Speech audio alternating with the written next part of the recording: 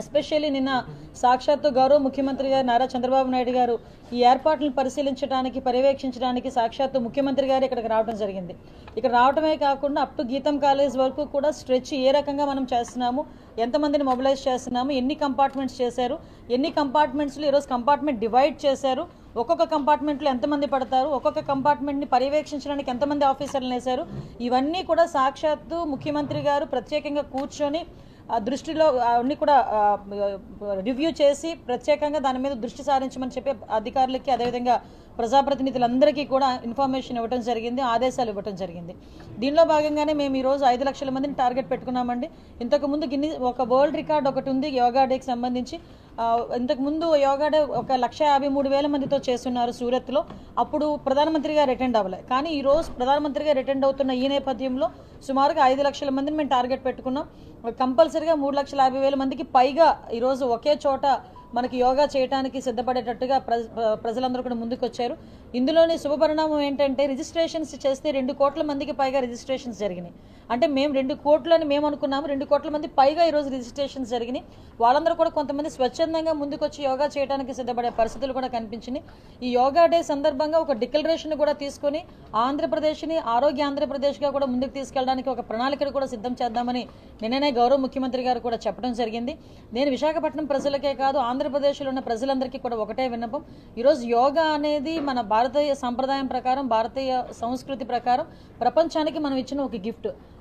ఏదైతే మనది అనుకున్న యోగాని ఈరోజు మనం ఓన్ చేసుకోవడం ఒక ఎత్తు అయితే, మన జీవన విధానంలో ఒక భాగాన్ని చేయాలి అని గౌరవ ప్రధానమంత్రి నరేంద్ర మోడీ గారు పడుతున్న తాపత్రయం, దీనికి ఈరోజు గౌరవ ముఖ్యమంత్రి చంద్రబాబు నాయుడు గారు చూపిస్తున్న చొరవ, ఈ రెండు పవన్ కళ్యాణ్ గారు వీళ్ళందరూ ఆదరిస్తున్న తీరు, ఇవన్నీ చూసుకొని ఫర్దర్గా కూడా యోగా అయిపోయిన తర్వాత కూడా ఫర్దర్గా యోగాని కంటిన్యూ చేయాలి ప్రతి ఒక్కరిని ఒక దిశానిర్దేశం ఇవ్వడం జరిగింది. ఇక్కడ మేము ఏర్పాట్ల దృష్ట్యా చూసుకుంటే సుమారుగా 326 కంపార్ట్మెంట్స్ ఈరోజు ఏర్పాటు చేసుకోవడం జరిగింది.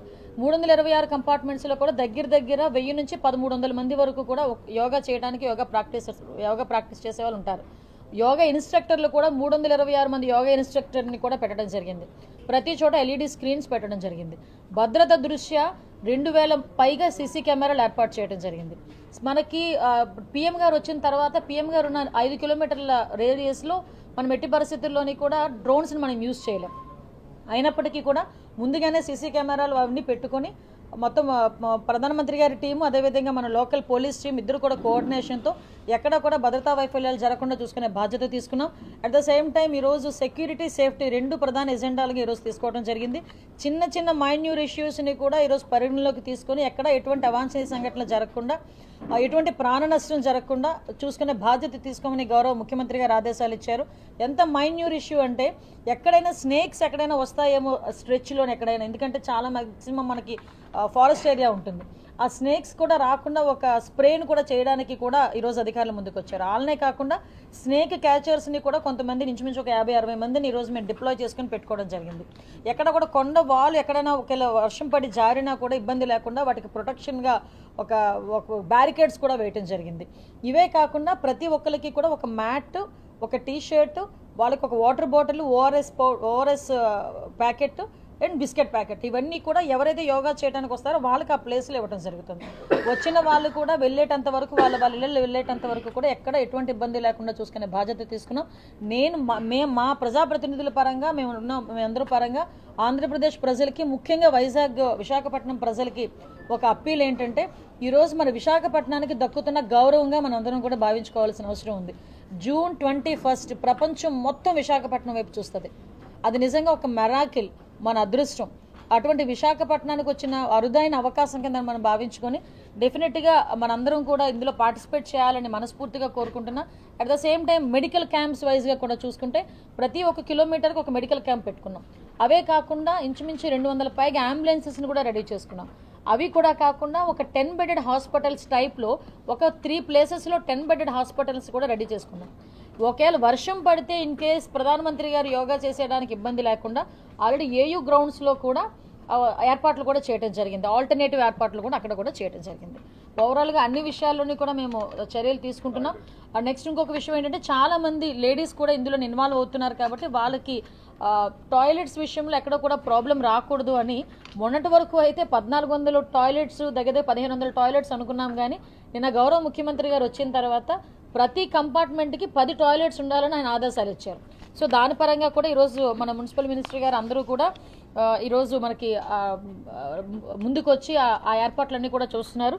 నెక్స్ట్ మనకి ట్రైబల్ దగ్గర నుంచి అదేవిధంగా ఏయూలోని ట్రైబల్ దగ్గర నుంచి మనకు వచ్చే పిల్లలు అంటే ఏఎస్ఆర్ జిల్లాల నుంచి వచ్చే పిల్లలు ఎస్పెషల్లీ సూర్య నమస్కారం చేయడంలో వాళ్ళందరూ నిష్ణాతులు. ఆల్రెడీ వరల్డ్ రికార్డ్ కూడా ఉంది. Guinness book of world record లేదు కానీ ఆల్రెడీ రికార్డ్ ఉంది.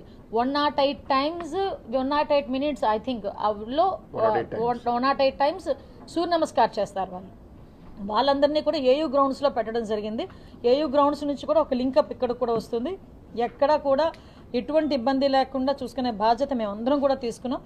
దయచేసి మీరు కూడా మీ పరంగా ఆఖరికి టీవీలో అడ్వర్టైజ్మెంట్లు కానీ టీవీ వాళ్ళకి కూడా కమ్యూనికేషన్ చేసే వాళ్ళకి కూడా మేము రిక్వెస్ట్ చేసుకోవడం జరిగింది. మీరు టెలికాస్ట్లో కూడా మార్నింగ్ పూట ఒక అరగంట యోగా గురించి చెప్పండి అని కూడా చెప్పడం జరిగింది. అంటే ఓవరాల్గా వీళ్ళే కాదు, కొంతమంది అవుట్ ఆఫ్ కంట్రీస్లో ఉన్న వాళ్ళు కూడా మనకి వర్చువల్గా కూడా యోగాస్ చేసే పరిస్థితి కూడా కనిపిస్తూ ఉంది.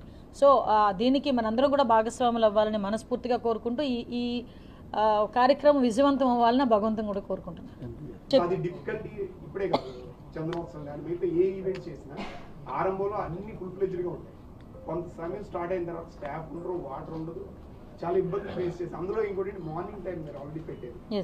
సో ఖచ్చితంగా జెంట్స్ అంటే ప్రాబ్లం ఉంటుంది, లేడీస్ అన్న వాళ్ళు బయటకు వెళ్ళడానికి స్కోపే ఉంటుంది. సో కంపార్ట్మెంట్ మీరు 10 పెట్టినా కూడా సరిపోకపోవచ్చు. వాటర్ అనేది కంటిన్యూగా ఉంటుంది. ఆ వాటర్ అనేది చాలా సార్లు ఈవెంట్స్ లో ఏంటంటే సగం ఫిల్ చేశాక అక్కడ వాటర్ ఉండదు, తేవడానికి ఆస్కారం ఉండదు, సెక్యూరిటీ థ్రెట్ అని.